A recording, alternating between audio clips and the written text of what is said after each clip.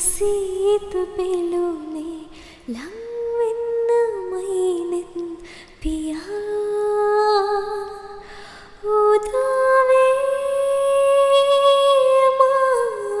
සුබ දවසක් ඔයාලා හැමෝටම.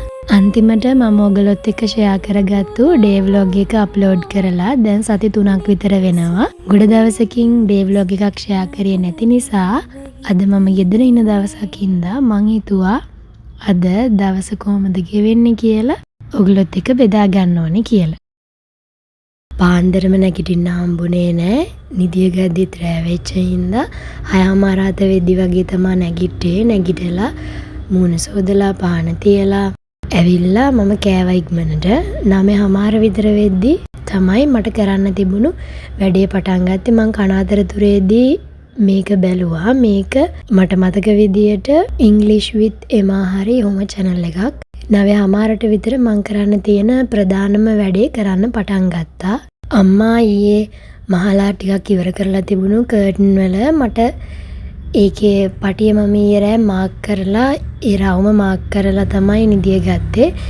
දැන් මට තියෙන අද අම්මා වැඩ මට තියෙනවා මේක රවුන්ඩ් ටික හරියට කපලා ඒවට ඒ රවුම් වලට දාන්න තියෙනවා දාන්න. මං නම් දන්නේ මේව කරන්න මැෂින් තියෙනවා. මේවා අපි හැමදාම කරන්නේ ඒවා නෙවෙයිනේ.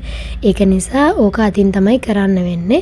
ඒකට ලොකු වෙලාවක් ගියා. මම මේ වැඩේ 9:00 ඉඳලා 1:00 වෙනකන් කරා. ඒත් සම්පූර්ණ ඉවර කරන්න හම්බ වුණේ නෑ. තව 6ක් විතර ඉතුරු වුණා. ඔය විදිහට රවුම් කපා ගන්න ඕනේ. ඊට පස්සේ තමයි ඒවට අර මම මුලින්ම පෙන්නපු කෑලි ටික දාන්න තියෙන්නේ. ඒවා ගලව ගන්න ඕනේ. ඇඟිලි ටික රිදෙනවා. ඔය ටික ඔක්කොම කරලා ඉවර වෙද්දි අද දවසම කියන්නේ ලොකුම ප්‍රධානම දෙයකට තිබුණේ ඕක ඉවර කරගන්න එක. අනිත් වැඩ හැම එකම මම පැත්තක තියලා ඕක කරා. මොකද හෙට තමයි. ඒ කියන්නේ මම මේක මේ වීඩියෝ එක ගන්න දවසට පස්සේ දවසේ තමයි මේක දෙන්න ඕනේ. අපේ නෑදෑ කෙනෙක්ගෙම ගෙදරක තියෙන වැඩකට ඒක හදිස්සි නිසා තමයි ඉක්මනට මේ දවස් ටිකේ මේක අපි කරලා ඉවර කරේ. ওই විදියට තමයි මම පළවෙනි එකේ රවුන්ඩ් ටික දාලා ඉවර කළේ. ඕකේ රවුන්ඩ් ටික දැම්මට පස්සේ අම්මට ඇවිල්ලා ඕකේ වාටිය අර පැත්තේ වාටිය මාන්න තියෙනවා. ඒ ටික ඉතුරු වෙන්න මම 1:00 විතර වෙනකන් කරා දාන ඒවා ටික.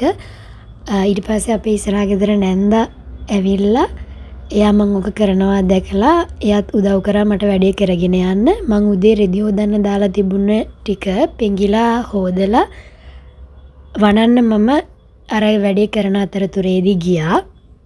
මට අහස කොයි වෙලාවෙ දැක්කත් මං ඒකේ මාරම විදිහට ලස්සනක් දකිනවා. මට ලස්සනක් පේනවා. ඒ කියන්නේ වැස්ස වහින්න ඔන්න මෙන්න කළු වෙලා තියෙන ආසෙත් මට කොහෙන් හරි ලස්සනක් පේනවා.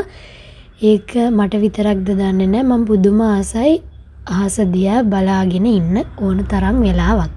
ඇඟිල්ලෙන් ගලවන්න අමාරු නිසා මම එක කතුරෙන්ම ඒ රවුම් දෙකට වෙන් කරගත්තා. එක කොටසකට ඕනේ රවුම් ගාන ගැනලා ඒක වෙන් කරගෙන ඒවා ගලවගෙන තියාගෙනම මම ඕක ඇතුළට මේ හදාගන්න එක කරේ. නැත්තම් අරකට තවත් වෙලාවක් යන හින්දා එකක් කපලා ඉවර වෙද්දිම මම ඒකේ රවුන්ඩ් ටික දාලත් ඉවර කරගත්ත. නැත්තම් ආය අර රෙදි ටික උස්සගෙන එන්න ඕනේ හින්දා 1:00 වෙනකම් මම ওই වැඩ ටික තමයි කරේ. මට ඊට පස්සේ 4ට විතර ක්ලාස් එකක් තිබුණා. ඒකට වෙලාව හදාගන්න ඕන නිසා 1:00 විතරේදී මම වැඩේ ඉවර කළා. ඒ අතරතුරේදී මල්ලිට කියලා කිරි එකක් අරගෙන ඇවිල්ලා බිව්වා. මං උදේත් බිව්වේ කෝපි එකක් හින්දා මට දවල් කෝපි එකක් බොන්න සෙට් උන්නේ නැහැ. ඒකින්ද ඕක බිව්වා. මං ඔය චොක්ලට් කිරි එක බොන්න හරි ආසයි. පොඩ්ඩක් අහන්නකෝ කලින් මම මේ වීඩියෝ එක ගත්ත වෙලාවේ මගේ වචන.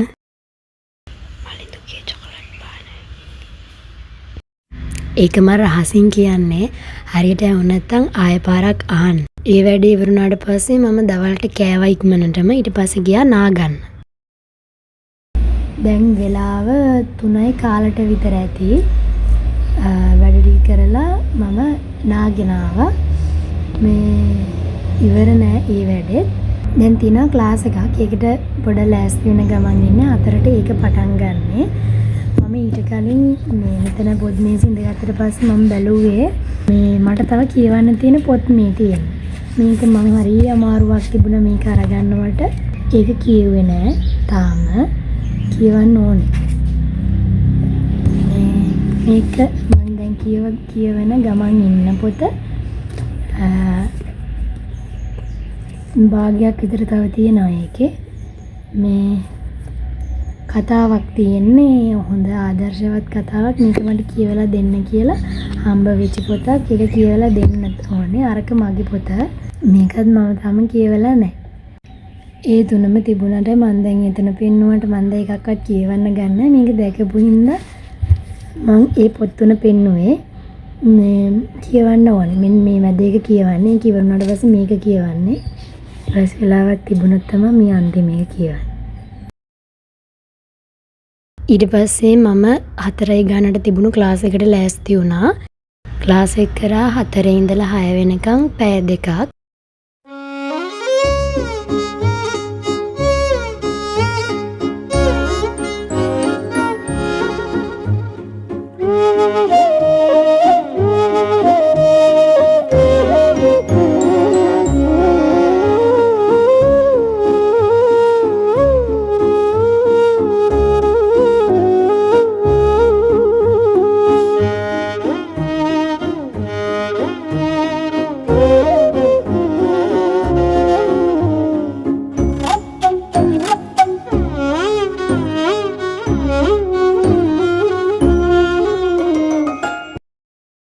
දෙසැම්බර් මාසයේ අන්තිම පුස්තකාලේ පොත් ටික බාර දුන්නාට පස්සේ ආය අපිට පොත් ගන්න බෑ. මේ ටිකේ සමීක්ෂණයක් යනවා. ආය පෙබරවාරි ඉඳලා තමයි පොත් ගන්න යන්න පුළුවන් වෙන්නේ.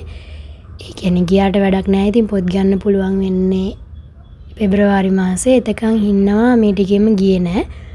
ඊට පස්සේ මම තේ එකක් හදාගෙන තේ නෙවෙයි කෝපි එකක් හැදුවේ. කෝපි එකක් හදාගෙන ඒක බිව්ව පැත්තකට වෙලා අම්මා ඉස්සරහට වෙලා මහනවා අර මම දාපු ඒ වගේ වාටි ටික. ඊට පස්සේ ඒ මහලා ඉවර වෙන එකක් ගානේ අර ගානට තියනවද කියලා බලන්න ඕනේ වුණා. ගානටම කියන උඩ ඉඳලා පාලට තියාගෙන මම ඒක කරා. ඊට පස්සේ තව සෙට් එකක පුංචිත් එක්ක එකතු වෙලා වැඩිපුර තියෙන කොටස් ටික කපන්න තිබුණා. ඒ ටික පුංචිත් එක්ක එකතු වෙලා කළා. අද දවසම කරේ ඔය කර්ටන් වැඩ ටික තමයි. ඊට පස්සේ හවස මට ඒ ඉතුරු වෙලා තිබුණු හයෙත් මම දැම්මේ නැහැ. අනිත් වැඩ ටික ඔක්කොම ඉවර වුණාට පස්සේ මට ඔය දැන් කරන්න තිබුණු ටික කරා. ඊට පස්සේ අපි ඒ කර්ටන් ටික දාන ගෙදරටම අරගෙන ගිහිල්ලා රෑ ඉතුරු ටික දැම්මා. දාලා ඒ වැඩේ ඉවර කළා. අද ඔය වැඩ ටික තමයි තිබුණේ. ඉංග්‍රීසි වලට කරන දේවල් පොඩි වීඩියෝ එකකින් ෂෝට් වීඩියෝ එකකින් අරගෙන ආවා. ඒකේට පාවිච්චි කරන පොත ඒකත් කලින් ඉඳලාම මං ගාව තියෙන එකක්. එතකොට මම මෙහෙම කරන්න කියලා කියන්න තරම් දෙයක් දන්නේ නැහැ. මට තේරෙන මං කලින් එක්සෑම් කරද්දිත් මොනවා හරි වීඩියෝස් බලලා හරි මට හොඳයි කියලා හිතන දෙයක් තමයි මම කරලා මේ try කරලා බලන්නේ ඒක මට සෙට් වෙනවද කියලා. මම දැනුත් ඒ වගේ කරගෙන යන දේවල් ටිකක් තමයි තියෙන්නේ. ඒවා තමයි මම අර ෂෝට් වීඩියෝ එකෙත් ඔගොල්ලොත් එක්ක ෂෙයා කරගත්තේ. ඒකට පාවිච්චි කරන පොත් තියෙනවා තව YouTube channel වලින් මේකයි කියලා කියන්න බෑ. ගොඩාක් channel තියෙනවා. අපිට පොඩ්කාස්ට් අහන්න එහෙම නැත්නම් එක ඩයලොග් යන දේවල් තියෙන ඒ වගේ ගොඩාක් දේවල් ඉගෙන ගන්න පුළුවන් channel ගොඩක් තියෙනවා. එතකොට ඒවා අහනවා. ඊට පස්සේ grammar practice කරන්න අර පොත පාවිච්චි කරනවා. මම ලයිබ්‍රරි එකකින් අරගෙන ආව වචනත් එක්ක වචන හැමදාම බැරි වුණත් ඒව එකතු කරගන්නවා. ඕව තමයි කරන්නේ. ඉතින් ඒකට මම ඉස්සරහට වීඩියෝ එකක් ළඟදීම අරගෙන එන්නම්. ටිකක් පැහැදිලිව කතා කරලා මං කරන දේවල්. මං අද වීඩියෝ එකට වොයිස් කරද්දී පොඩ්ඩක් අපැහැදිලි වුණා නම් නායෙන් කතා කරනවා වගේ තේරුණා නම් හෙම්බිරිස්සාව හැදිලා හදිස්සිය කියන්නේ එකපාරටම හෙම්බිරිස්සාව හැදිලා ඒකත් එක්ක තමයි මම වොයිස් කරේ. එහෙම නායෙන් කතා කරනවා වගේ තේරුණා නම් ඒකට සමා වෙන්න. thank you අදත් වීඩියෝ එක අන්තිම වෙනකම් බලපු ඔයගොල්ලෝ හැමෝටම. සඳරේනු යායේ මුදු සීත පෙළුනේ ළඟ